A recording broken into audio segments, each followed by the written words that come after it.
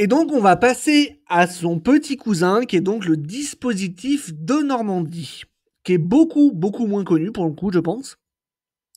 Et donc, je vais vous expliquer un petit peu dans les grandes lignes en quoi il consiste. Donc, je vous ai déjà mis un petit peu les 6 points phares, entre guillemets, mais on va aller voir quand même sur le site du service public après, plus en détail. Donc, le dispositif de Normandie s'applique pour donc de l'achat dans l'ancien avec au moins 25% du montant de l'opération en travaux. Donc, toutes les communes ne sont pas éligibles. Vous avez le site des impôts, enfin le site du service public qui vous donne les communes qui sont éligibles. On ira voir tout à l'heure.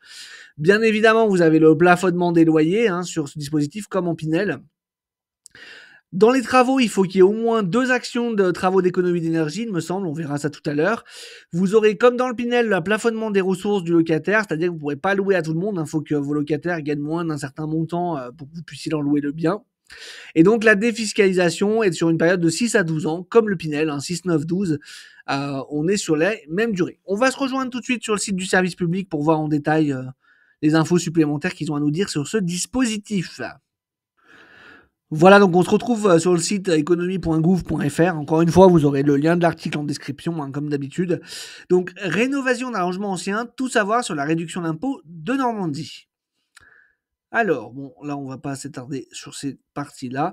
Donc, le dispositif de Normandie est une aide fiscale accordée dans le cadre d'un investissement locatif. Il est destiné à encourager la rénovation des logements anciens. Ce dispositif prend la forme d'une réduction d'impôt sur le revenu accordée aux particuliers achetant un logement à rénover dans certaines zones pour le mettre ensuite en location. Donc, quelles sont les communes où il est possible de bénéficier du dispositif de Normandie? Donc ça, je vous laisserai aller voir, comme je vous ai dit, vous aurez l'article en description, je vous laisserai aller voir quelles sont les communes éligibles, on ne va pas s'éterniser ici. Alors, quelles sont les conditions pour bénéficier de cette réduction d'impôt? En plus du critère lié à la localisation de votre logement, il est nécessaire de remplir plusieurs conditions pour en bénéficier. Donc, les conditions liées au logement à rénover. Le logement concerné doit être un logement ancien faisant l'objet de travaux d'amélioration ou un local transformé en usage d'habitation. Le logement concerné doit être un logement non meublé devant être loué comme habitation principale pendant 6, 9 ou 12 ans. Et une fois le logement rénové selon les critères éligibles, le loyer mensuel hors charge ne doit pas dépasser les plafonds suivants. Donc moi, pour l'exemple que j'ai trouvé, on sera sur la commune de Voiron, qui est donc une commune en B1, et donc on sera à 11,31 € du mètre carré en location. Donc on verra tout de suite après dans mon calcul. Les conditions liées aux travaux à réaliser. Donc les travaux doivent représenter au moins 25% du montant total de l'opération. Pour bénéficier de cette réduction d'impôt, vous devez réaliser l'un des travaux suivants, donc des travaux de rénovation énergétique. Je vous laisserai voir ce qui est éligible. Et vous avez également des conditions liées aux locataires du logement. Donc une fois les travaux réalisés, il est nécessaire de respecter les conditions liées au locataire. Donc le locataire ne doit pas appartenir à votre foyer fiscal, vous ne pouvez pas louer ça à vos enfants par exemple. Et son revenu fiscal de référence ne doit pas dépasser les plafonds réglementaires de ressources annuelles. Encore une fois, vous avez un lien dans l'article, vous pourrez aller voir si ça vous intéresse en détail. Et donc, quel est le montant de la réduction d'impôt de Normandie? Donc le calcul de la réduction d'impôt s'opère à partir du prix de revient net du logement, qui comprend donc l'ensemble des sommes débloquées pour acquérir le bien, y compris les dépenses de rénovation. L'avantage fiscal est étalé sur la durée de la location. Son montant est calculé en appliquant au prix net de revient du logement un pourcentage variant en fonction de la durée de location pour les logements situés en métropole. Donc 12% sur 6 ans, 18% sur 9 ans et 21% sur 12 ans. La réduction d'impôt de Normandie est plafonnée à un investissement maximum de 300 000 € et de 5 500 € par mètre carré de surface habitable. Donc là, on retrouve vraiment la même chose que sur le dispositif Pinel, sauf que le Pinel, c'était dans le neuf. Donc si vous achetez un logement plus cher, la fraction dépassant ce montant ne sera pas prise en compte dans la base de calcul de votre réduction d'impôt. Donc ça, déjà, c'est quelque chose à faire attention. Si demain, vous avez un agent immobilier, un CGP ou que sais-je, qui vous vend un dispositif de Normandie, pensez à vérifier que vous n'êtes pas en train de surpayer, que ce soit le bien au-delà des 300 000 € ou même au prix du mètre carré, parce que ça veut dire que vous n'allez pas pouvoir défiscaliser la totalité de votre investissement. Donc déjà que quand on défiscalise la totalité, c'est pas forcément ouf. Si en plus vous n'allez pas défiscaliser la totalité, là c'est même pas la peine, quoi, franchement. On va se retrouver tout de suite sur le site où j'ai trouvé donc un logement à vendre éligible au dispositif de Normandie.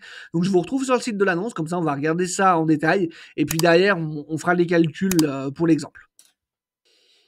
Voilà, donc on se retrouve sur le site, bien ici, hein, que vous connaissez, vous avez sûrement déjà vu des pubs à la télé.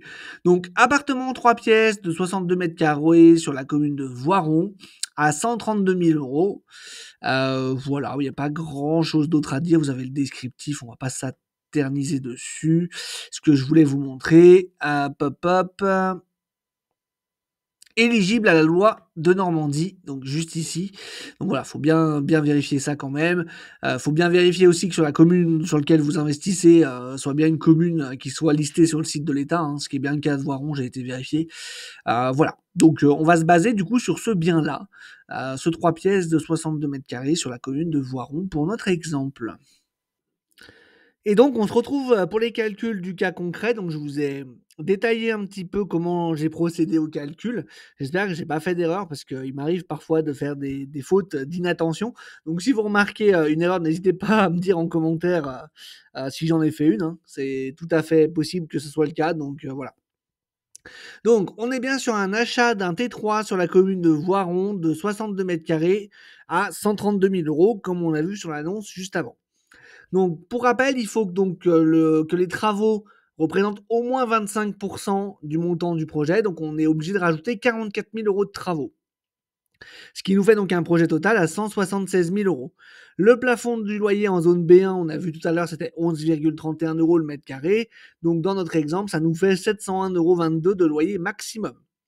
La réduction d'impôt de 21% sur le projet, donc c'est 36 960 € sur 12 ans.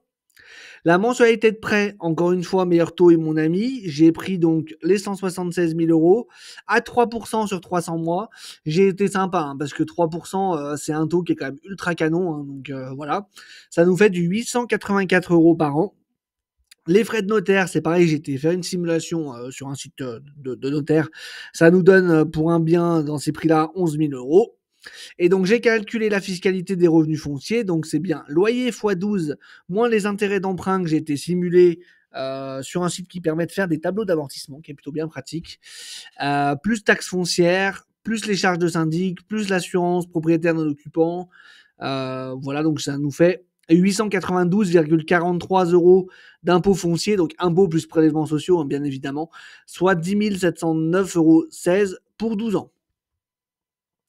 Donc, on part sur une hypothèse où on revend le bien 10% plus cher que le prix du mètre carré actuel sur la commune de Voiron, c'est-à-dire on le revend 147 500 €. Donc là, déjà, on part déjà de l'hypothèse, encore une fois, que les prix de l'immobilier auront augmenté par rapport au moment où on achète, donc 10%.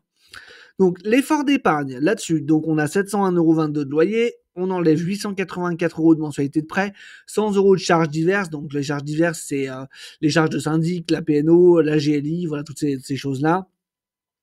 Éventuellement, s'il y a des travaux à prévoir, des choses comme ça, bon bref. 83,33 € de taxes foncières, donc ça nous fait 52 719,84 € d'effort d'épargne sur 12 ans.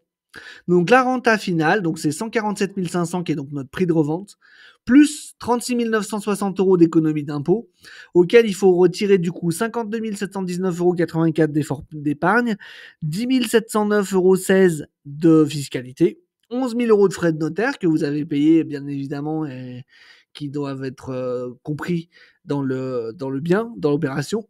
Et du coup, au bout de 12 ans, vous avez 107 703 € de capital restant dû.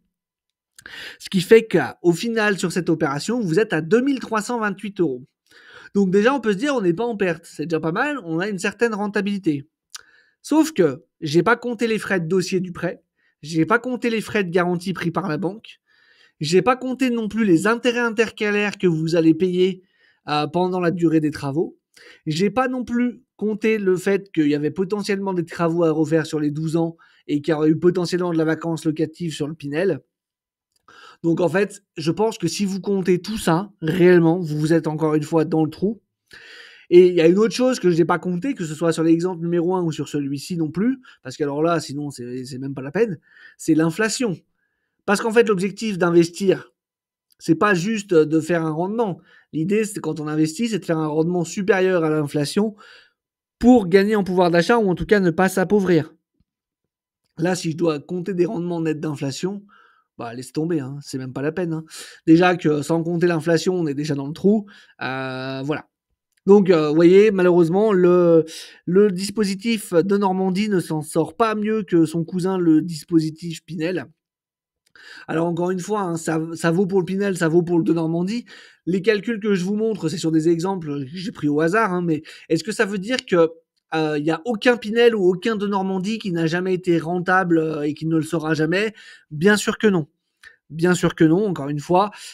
Vous êtes un dirigeant d'entreprise qui travaille dans l'immobilier, les travaux, ça va vous coûter beaucoup moins cher, vous payez peut-être beaucoup d'impôts, enfin, voilà. Il y a toujours des cas de figure où vous allez trouver un bien qui est vraiment pas cher, même avec les 25% de travaux, ça va sortir encore en dessous du prix du marché, donc vous êtes sûr de pouvoir faire une plus-value à la revente, etc.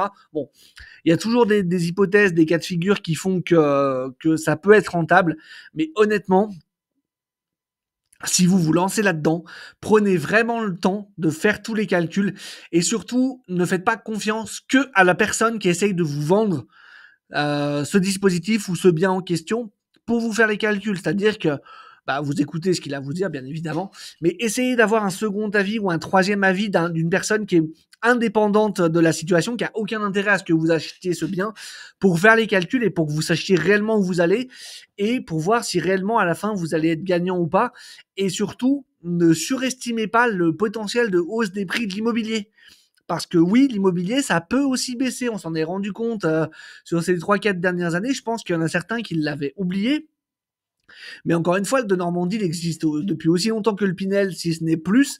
Et s'il y en a qui ont dû le revendre là dans les 3-4 dernières années, c'est clair et net qu'ils ont bu le bouillon. Hein. Avec des prix d'immobilier qui ont baissé de 20-30%, vous êtes dans le trou, mais puissance 1 million. Hein. Donc faites vraiment attention à ça, regardez bien tout, faites les calculs, faites-les revérifier si vous n'êtes pas à l'aise pour les refaire, même si honnêtement... à partir du moment où vous êtes un petit peu à l'aise en maths, que vous comprenez un petit peu la fiscalité, comment ça se passe, c'est pas très compliqué de refaire les calculs même par vous-même. Donc voilà, vraiment n'hésitez pas à prendre le temps et ne faites pas confiance à la personne que vous avez en face de vous qui essaye de vous vendre ce bien, parce que bien souvent vous allez vous retrouver dans le trou. Et surtout que cette personne, elle a un intérêt à vous vendre ce bien, et c'est pas forcément votre intérêt à vous, encore une fois. Donc voilà, on va s'arrêter là pour le de Normandie. On va passer sur les deux autres dispositifs que je voulais aborder dans cette vidéo, sur lesquels on va passer très rapidement parce que ce sont des dispositifs qui sont très particuliers et qui sont très très nichés, pour lesquels il m'a même été compliqué de projeter des hypothèses parce que c'est vraiment, bah, vous allez le voir, c'est vraiment très particulier.